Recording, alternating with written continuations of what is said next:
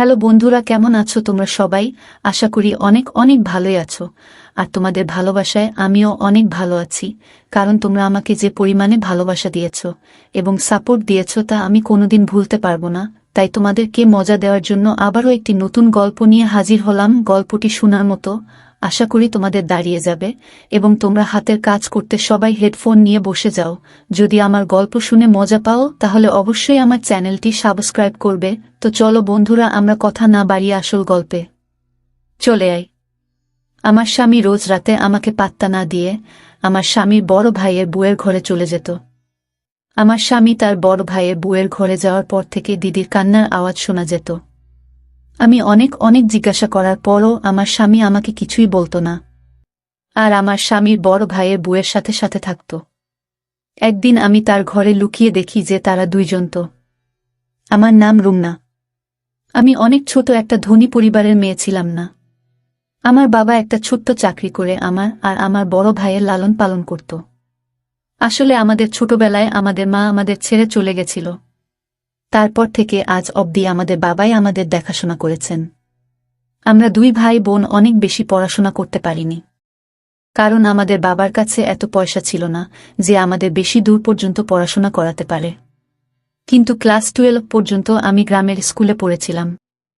তারপর আমি ঘর সামলাতে থাকি, আর আমার বড় ভাই সুরেশও একটা বেসরকারি চাকরি করত। আর দিন চলে যেত মোটামুটিভাবে। ভাইয়ের উপার্জনের ফলে আমার বাবারও কিছুটা সাহায্য হয়ে যেত। আসলে বাবার উপার্জন এতটা কম ছিল যে সেই পয়সায় ঠিক করে আমাদের সংসার চলত না। কিন্তু যবে থেকে আমার ভাই উপার্জন করতে শুরু করেছে তবে থেকেই আমাদের ভালোভাবে সংসার চলতে শুরু করে। তারপর থেকে আমাদের জীবনে ভালো দিন আসতে শুরু করে, কারণ ভাইয়ের উপার্জিত টাকার পরিমাণ অনেকটাই বেশি ছিল। কিন্তু সমস্যা একটাই ছিল যে সে একটু বেশি রাগী ছিল আর খারাপ কাজে পড়ে গেছিল। প্রায় দিনই আমাদের বাড়িতে নানা রকমের লোক আসত, কিন্তু আমার বাবার কিছুই করার ছিল না, কারণ আমরা তাকে অনেক বোঝানোর চেষ্টা করেছিলাম, কিন্তু সে বোঝার মানুষ ছিল না।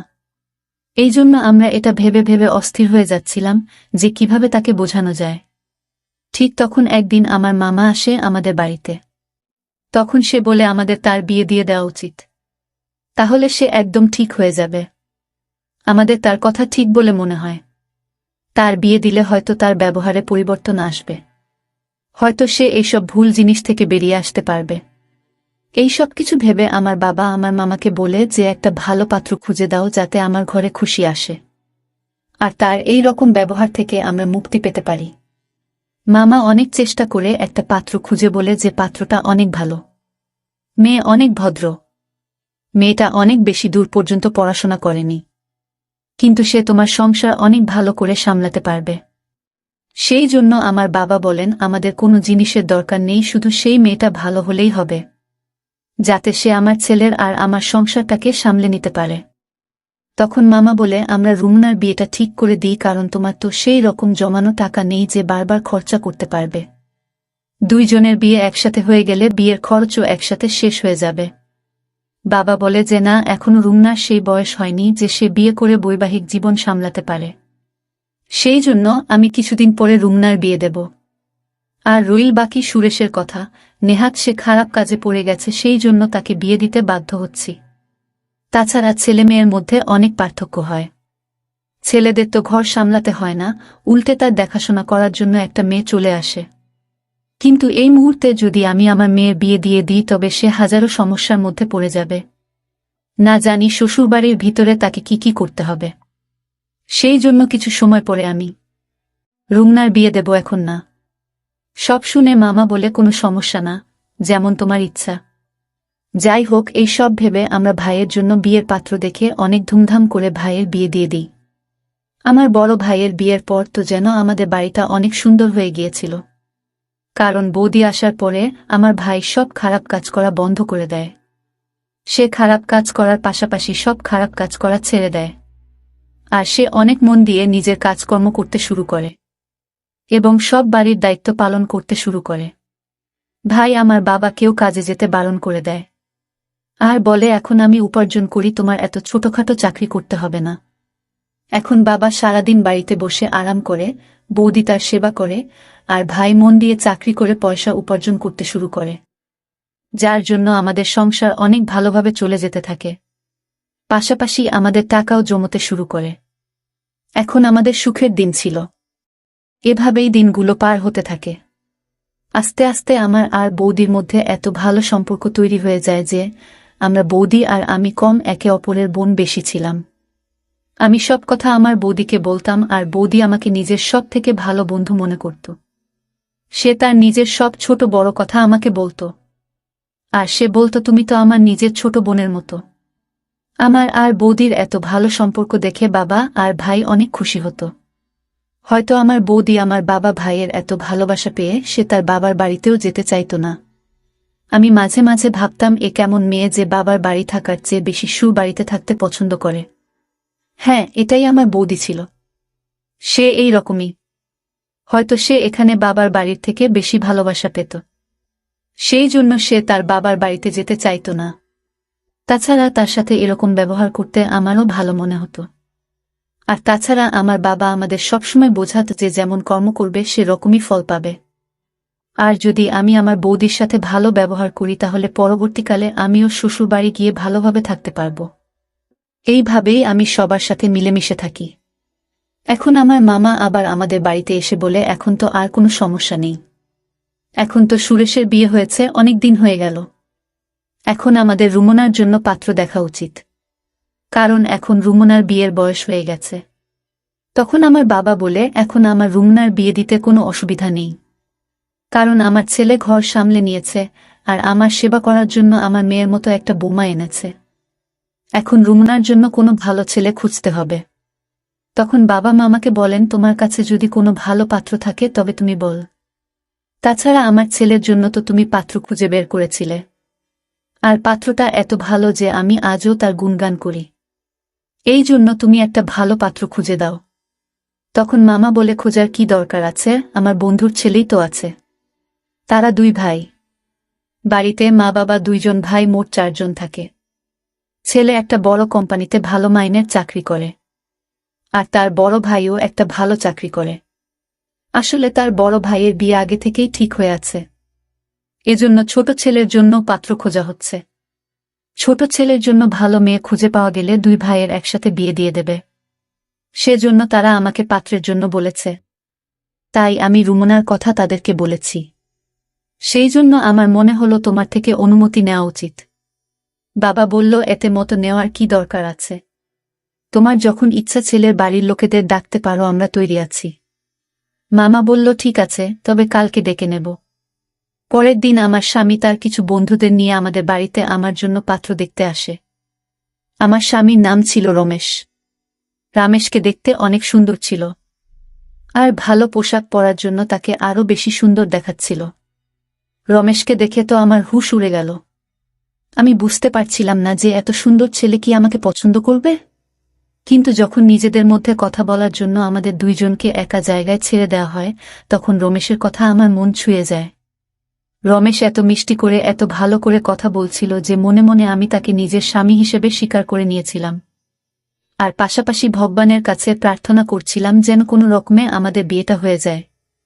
কারণ প্রতিটা মেয়ের একটা স্বপ্ন থাকে যে তার স্বামী দেখতে সুন্দর হবে, ভদ্র হবে। আর এই সমস্ত গুণ রমেশের মধ্যে ছিল। আমি কি করে তাকে ছেড়ে দিই? তখন আমি ভাবি যদি আমার ভাগ্যে রমেশ থাকে তো নিশ্চয়ই তার সাথে আমার বিয়ে হবে। যাই হোক, তারা আমাকে দেখে বাড়ি চলে যায়। আর কিছুদিন পরে ফোন করে বলে যে আমাকে তাদের অনেক পছন্দ হয়েছে। এইভাবেই আমাদের বিয়ে ঠিক হয়ে যায়। আমি আর রমেশ ফোনে কথা বলতে থাকি। এইভাবেই দিন পার হতে থাকে। রমেশের সাথে কথা বলতে আমার একটুও ভয় হতো না। আমি পুরোপুরি রমেশকে ভালোবেসে ফেলেছিলাম। আর এইভাবেই আমাদের বিয়ের দিন কাছে আসতে থাকে। আমাদের বাড়িতে আত্মীয়রা আসতে শুরু করে দিয়েছিল। আর আমার বড় ভাই বিয়ের দায়িত্ব অনেক ভালোভাবে সামলে নিয়েছিল। সে কোনো জিনিসের অভাব রাখেনি। এত সুন্দর পরিবেশ তৈরি করেছিল দেখে মনে হচ্ছিল মেয়ে নয়, যেন ছেলের বিয়ে হচ্ছে। অনেক ভালো করে আমার বাবা আর আমার ভাই আমার বিয়ে দিতে চেয়েছিল। বলতো রুমনার বিয়েতে কোনো জিনিসের অভাব যেন না হয়। বাবা বলল আমি কখনো চাই না যে রুমনার এটা মনে হোক যে তার মা থাকলে আরো ভালো করে বিয়ে হতো। কিন্তু আমার মায়ের অভাব তো সে চেয়েও পূরণ করতে পারবে না। তবে সে আমার জন্য এত কিছু করছিল যে আমি তার ঋণ কোনোদিন শোধ করতে পারব না। কিন্তু এত আত্মীয়দের ভিড়েও আমার মায়ের কথা অনেক বেশি করে মনে পড়ছিল। আমি কাউকে এটা বুঝাতে দিইনি, কারণ আমি চাইছিলাম না যে সবার মন খারাপ হয়ে যাক, তারা সবাই অকারণেই চিন্তিত হয়ে পড়ুক। সেজন্য আমি তাদের সামনে সবসময় হাসি খুশি থাকতাম, যাতে তারা এটা কখনো না বুঝতে পারে যে আমার মায়ের কথা অনেক মনে পড়ছে। এইভাবে বিয়ের দিন চলে এলো। আমার রমেশের এর সাথে অনেক ভালো করে বিয়ে হয়ে গেল, আর আমি নিজের বাবার বাড়ি থেকে বিদায় নিয়ে চলে গেলাম। আমি অনেক আশা নিয়ে শ্বশুর বাড়িতে যাই, আর অনেক ভালো করে আমার গৃহে প্রবেশ করানো হয়েছিল। অনেক নিয়ম পালন করার সাথে সাথে আমাকে কিছু মেয়েদের মাঝখানে বসানো হলো, যারা রমেশের গুণগান করছিল। তাদের গুণগান শুনতে আমার অনেক ভালো মনে হচ্ছে। আর তাছাড়া তার গুণগুলো ঠিক ছিল, কারণ এতদিন ধরে আমি রমেশের মধ্যে এইসব গুণগুলো দেখেছিলাম। আমি এখন শুধু অধীর আগ্রহে অপেক্ষা করছিলাম কখন রমেশের সাথে সময় পার করব। অনেক অল্প সময়ের মধ্যেই আমাকে রমেশের ঘরে বসিয়ে দেওয়া হয়, আর কিছুক্ষণের মধ্যেই রমেশ ঘরে চলে আসে। তার ঘরে আসার পরে আমরা নিজেদের মধ্যে কিছুক্ষণ কথা বলি, তারপর আমাদের নতুন জীবন শুরু করি। পরের দিন আমি ঘুম থেকে উঠে সবার জন্য খাবার তৈরি করে আমার কাজ করতে থাকি। আমি আমার বর দিদির সাথে অনেক ভালো মিশে গিয়েছিলাম। আসলে রমেশের বিয়ের দিন তার বড় ভাইয়েরও বিয়ে হয়েছিল। আমাদের দুইজন বউকে একসাথে গৃহপ্রবেশ করানো হয়েছিল, আর আমাদের দুইজনেরই আজকে এই বাড়িতে প্রথম দিন ছিল। আমরা দুইজনে মিলে একসাথে মিষ্টি বানাই আর সবার মন জয় করে নিই। এখন আমি আমার স্বামী বড় ভাইয়ের বউকে বড়দিদির মতো মানতে শুরু করেছিলাম। আমি তার সেবাও করতাম। আমার বড় দিদিও অনেক খুশি ছিল। আমরা দুইজন বোনের মতোই থাকতাম, আর আমাদের মধ্যে অনেক ভালো সম্পর্ক তৈরি হয়ে গিয়েছিল। আমাদের এত ভালো সম্পর্ক দেখে বাড়ির লোকও অনেক খুশি ছিল। এখন দিনেশও কাজে যেতে শুরু করেছিল। এইভাবে আমাদের অনেক আনন্দে দিন পার হতে থাকে। এখন কে জানতো যে এত খুশির মাঝখানে দুঃখের এত বড় পাহাড় ভেঙে পড়বে। একটা অ্যাক্সিডেন্টে আমার স্বামীর বড় ভাই এই পৃথিবী ছেড়ে চলে যায়। আমি তো কিছুই বুঝতে পারছিলাম না যে বাড়ির লোকেদের কি করে সামলাব, কারণ সব লোক অনেক ভেঙে পড়েছিল। আর কেনই বা পড়বে না, সবেমাত্র বিয়ের 1 মাস হয়েছিল, আর এর মধ্যেই এত ছোট বয়সে আমার বড় দিদি বিধবা হয়ে গিয়েছিল। আমার বড় দিদির উপরে আমার অনেক মায়া হচ্ছিল। আমি কিছুই বুঝতে পারছিলাম না যে আমি কি করে তাকে সামলাব। আমি কোনো রকমে রমেশকে সামলাই আর বলি, এখন থেকে তোমার বৌদির অনেক খেয়াল রাখতে হবে। আমাদের সেই জন্য কোনোভাবে তার সামনে ভেঙে পড়লে চলবে না। আমাদের সবসময় তাকে ভালো রাখতে হবে। রমেশ আমার কথা বুঝতে পারে, আর আমরা আমার বড় দিদির খেয়াল রাখতে শুরু করি। আস্তে আস্তে সময় পার হতে থাকে, আর আমার স্বামীর বড় ভাইয়ের এই পৃথিবী থেকে চলে যাওয়ার 1 বছর হয়ে গিয়েছিল। আমাদের বাড়িতে সবাই বলে যে আমার বড় দিদির বিয়ের মাত্র 1 মাসের মধ্যেই তার স্বামী এই পৃথিবী ছেড়ে চলে যায়, আর তার জীবন শুরু হওয়ার আগেই শেষ হয়ে যায়। তাই সবাই মিলে ঠিক করে যে আমার বড় দিদির আবার বিয়ে দেবে, যাতে সে তার ভবিষ্যৎ জীবনে সুখী থাকে। বেচারির না কোনো সন্তান ছিল আর না স্বামী। সে একলা কি করে এত বড় জীবন পার করবে? কিন্তু আমার বড় দিদি বলে আমি যখন থেকে বিয়ে করে এই বাড়িতে এসেছি, সেই দিন আমি আমার স্বামীকে কথা দিয়েছিলাম, আর আমি যতদিন বাঁচব এই বাড়ির বউ হয়েই থাকব। আর আমি আমার এই কথা সারা জীবন পালন করব। তাতে আমার কোনো সন্তান থাকুক আর না থাকুক। যখন রমেশের সন্তান হবে তখন আমিও তাকে নিজের সন্তানের মতো আদর করব, ভালোবাসব। আমার বড় দিদির এরকম কথা শুনে আমি অনেক খুশি হই। তখন আমি আর রমেশ একটা প্ল্যান বানাই যে আমরা আমাদের প্রথম সন্তান তাকে দিয়ে দেব। সে যেভাবে ইচ্ছা তাকে মানুষ করবে, আর তার সাথে নিজের সারা জীবন পার করে দিতে পারবে। এই ভেবেই আমরা শান্তিতে থাকি। এই কিছুদিন ধরে আমার সামনে অদ্ভুত অদ্ভুত দৃশ্য আসতে থাকে। আসলে আমার স্বামী আমার কাছে আসত না। সন্ধে হতেই আমার স্বামী আমার স্বামীর বড় ভাইয়ের বউয়ের ঘরে চলে যেত, আর আমার স্বামী তার ঘরে যাওয়ার সাথে সাথে আমার স্বামীর বড় ভাইয়ের বউয়ের অনেক আওয়াজ আসত। এমন মনে হতো যেন সে কাঁদছে। আমি এটা কিছুতেই বুঝতে পারতাম না যে রমেশ আমার বড় দিদির ঘরে গিয়ে তার সাথে কি করে। আমাকে এড়িয়ে আমার স্বামী আমার বড় দিদির ঘরে যেতই বা কেন? আমি কিছুটা তো আন্দাজ করতেই পেরেছিলাম যে কি হতে পারে। অফিস থেকে ফিরেই সে বড় দিদির ঘরে চলে যেত, আর সারা রাত তার ঘরেই থাকত। আমি যখনই এই ব্যাপারে রমেশের সাথে কোনো কথা বলার চেষ্টা করতাম তখনই রমেশ এড়িয়ে যেত। এখন আমার মধ্যে অন্য রকম চিন্তা আসতে থাকে যে আসলে হচ্ছেটা কি। রমেশ তার বৌদির ঘরে এমন কি করে, আর রমেশের যাওয়ার পর আমার বর দিদি এত আওয়াজ কেন করে? আমি চেয়েও কিছু বুঝতে পারতাম না। আমি এই ব্যাপারে আমার বর দিদিকে ও কেউ জিজ্ঞাসা করি, কিন্তু সেও কিছু বলে না। আমি বুঝতে পারছিলাম না যে আমি কি করে এদের রহস্য জানতে পারব। আমার এখন সন্দেহ হতে শুরু করে যে নিশ্চয়ই তাদের মধ্যে কিছু একটা চলছে। তা না হলে রমেশ আমাকে কেন এড়িয়ে আমার স্বামীর বড় ভাইয়ের বউয়ের ঘরে যাবে? যদি এমন কিছুই হয়ে থাকে তবে রমেশের উচিত আমার সাথে এসে কথা বলা। কিন্তু রমেশ আমাকে কোনো কিছু বলতে চাইছিল না। তার জন্য আমি একদিন ভাবলাম যে আমি ঘরের মধ্যে লুকিয়ে যাই, যাতে জানতে পারি আসল রহস্যটা কি। তাহলে কোনটা সত্যি আর কোনটা মিথ্যে প্রমাণ হয়ে যাবে। যদি সত্যি এরকম কোনো কথা থেকে থাকে তবে আমি তাদের নিয়ে সবার সামনে যাব। আমি রোজ রোজ আর এইসব সহ্য করতে পারছিলাম না। এইসব ভেবে একদিন আমি তার ঘরে লুকিয়ে বসে রইলাম। কিছুক্ষণ পর তারা যখন ঘরে এলো তারপর আমি যা দেখলাম সেটা দেখে আমার মনটা কেঁপে উঠল। আমি দেখলাম যে আমার স্বামীর বড় ভাইয়ের বউ আমার স্বামীর বড় ভাইয়ের ছবি হাতে নিয়ে কাঁদছিল। তখন রমেশ তাকে আস্তে আস্তে সামলানোর চেষ্টা করছিল। আমি কিছু বুঝতে না পেরে হঠাৎ ঘরের মধ্যে থেকে বাইরে বেরিয়ে আসি। আমাদের হঠাৎ সেখানে দেখে তারা অবাক হয়ে ওঠে। তখন রমেশ বলে, তুমি এখানে লুকিয়ে কি করছো? তখন আমি বলি, আমি জানতে চাইতাম যে আসলে তোমাদের মধ্যে কি চলছে। তখন রমেশ আমার কথায় রেগে গিয়ে বলল, তুমি সত্যি জানতে চাও তো? তাহলে শোনো, আসলে আমার বড় ভাইয়ের অ্যাক্সিডেন্ট তোমার ভাই করিয়েছে। কারণ সে আমার বৌদিকে অনেক আগে থেকে ভালোবাসতে পছন্দ করত। আর তার সাথে বৌদির বিয়ে না হওয়ায় তার রাগ অনেক সীমায় পৌঁছে যায়। আর যখন আমার বড় ভাইয়ের সাথে বৌদির বিয়ে হলো তখন তোমার ভাই আমার বড় ভাইয়ের অ্যাক্সিডেন্ট করিয়ে দেয়। আর প্রতিদিন আমার বৌদিকে বিরক্ত করতে শুরু করে। যখন রমেশ আমার ভাইয়ের করা সব অন্যায়ের কথা বলে সেগুলো শুনে তো আমি বিশ্বাসই করতে পারছিলাম না। আমি অনেক ভেঙে গিয়েছিলাম। রমেশ আমাকে সামলে বলে, আমরা তোমাকে এই জন্য বলিনি যাতে তুমি কোনো রকম কষ্ট না পাও। আমরা এটা আগে থেকেই জানতাম। আমি রোজ রাতে ওই জন্য বৌদিকে বোঝাতে আসতাম যে কোনোভাবে যেন রুমনা এইসব কথা না জানতে পারে।